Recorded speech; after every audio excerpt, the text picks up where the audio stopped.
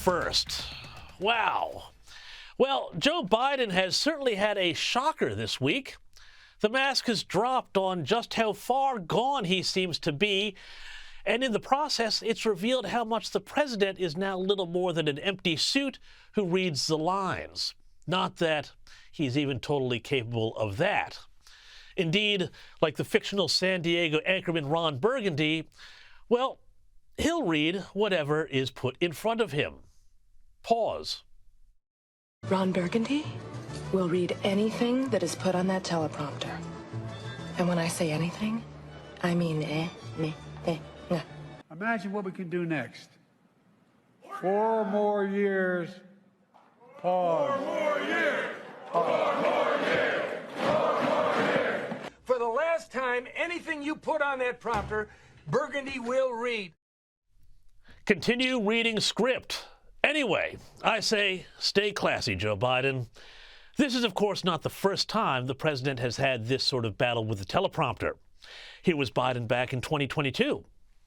Percentage of women who register to vote and cast a ballot is consistently higher than the percentage of the men who do so. End of quote. Repeat the line. Repeat the line indeed. And of course, when he is not on script, Biden goes well off script. Last week, he falsely claimed on more than one occasion that his good old Uncle Bosie was shot down over Papua New Guinea in World War II and was subsequently devoured by cannibals. Okay. This week, he's made up a new claim. Breaker 1-9er, before he became president, it turns out Joe Biden was a long-haul trucker. Besides, I used to drive an 18-wheeler. You know what I did? That's exactly right. That's right, good buddy. Little known fact, but the Biden family fortune was made when Joe drove a truckload of Coors to Atlanta on a bet, inspiring the classic Burt Reynolds film Smokey and the Bandit. Just kidding, Media Watch. But, of course, this is all fun and games until it isn't. You see, when the White House is rudderless, well, a couple of things can happen. One is that an unelected cabal of swamp dwellers takes control of the ship and behind-the-scenes drive policy. This is actually probably not far from what is going on when it comes to many elements of America's foreign policy, which has seen Iran enriched with billions of dollars and essentially allowed to continue its nuclear program while funding Hamas and Hezbollah and the enemies of Israel in the West. This is, of course, a disaster that's been brewing since the Obama administration and contributed greatly to the October 7 Hamas attacks on Israel and the subsequent low-level war burbling along in the Middle East. And it has also seen, speaking of swamp dwellers, the very bizarre, yet oddly under-remarked situation where Joe Biden's own special envoy on Iran has been quietly moved aside after losing his security clearance last year, amid dark whisperings that Iran has tentacles far higher in the U.S. government than anyone should be comfortable with.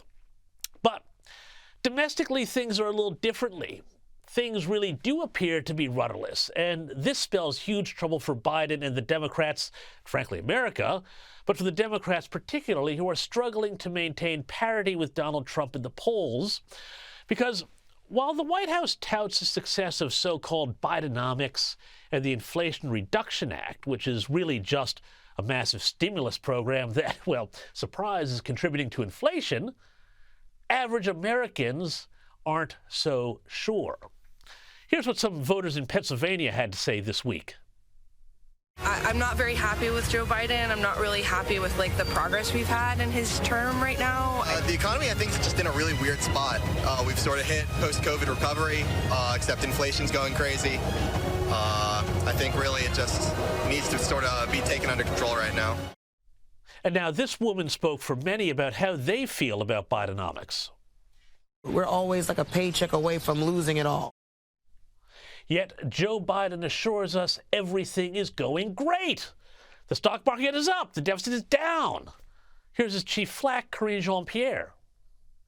It is a tough time, but I also work for an administration that has done everything that we can, and this president, to turn the economy around. And here is the president himself. Folks, one of the reasons I ran for president was to rebuild the backbone of the middle class. And we have. We're following my blue-collar blueprint to rebuild America, and guess what? It's working. Yet how good is that middle class feeling it? Because 2/3 of Americans disapprove of the way Biden is handling the economy. So then, if this is the thing, if everyone's so great and everything's so wonderful in the economy, why are people so angry? Don't they see what the Biden White House is doing for them? That they're trying everything they can? Well, part of the problem, I think, for Joe Biden and the Democrats is that Americans remember that under Trump, it wasn't just about the stock market. Working class income earners got ahead, too, for the first time in ages. Inflation was low, and food costs hadn't yet gone through the roof. Listen to this business owner. How was it operating your restaurant during the Trump years? During the Trump years, I pretty much started my business around that time. Mm-hmm. I would say things were substantially different, meaning Really? I was working as well, but I was able to afford things. I wasn't worried about my future as I am now.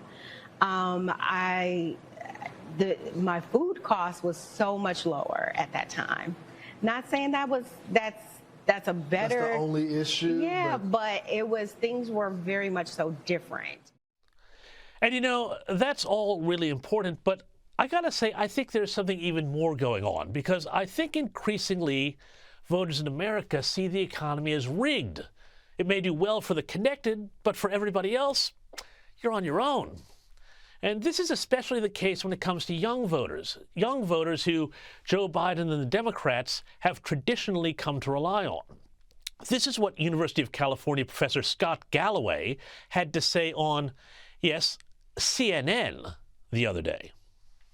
Young people have every reason to be enraged, and every issue they see, they look up, they get angry, and they see someone doing better than them, and then every day it is speedballed in their face that they are failing, that they are not doing as well as everyone around them. We have lost the script. Our kids are more anxious and more depressed and more obese and more addicted, and we have made a purposeful decision to let this happen.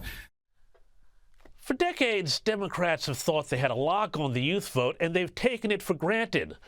But I think now, between the economy and the Middle East, where large segments of young people are so radicalized they're practically Hamas, I don't think that's going to happen anymore. All of this is probably good news for Trump, then, if he can capitalize on it, offer a better vision, and most importantly, stay out of his own way.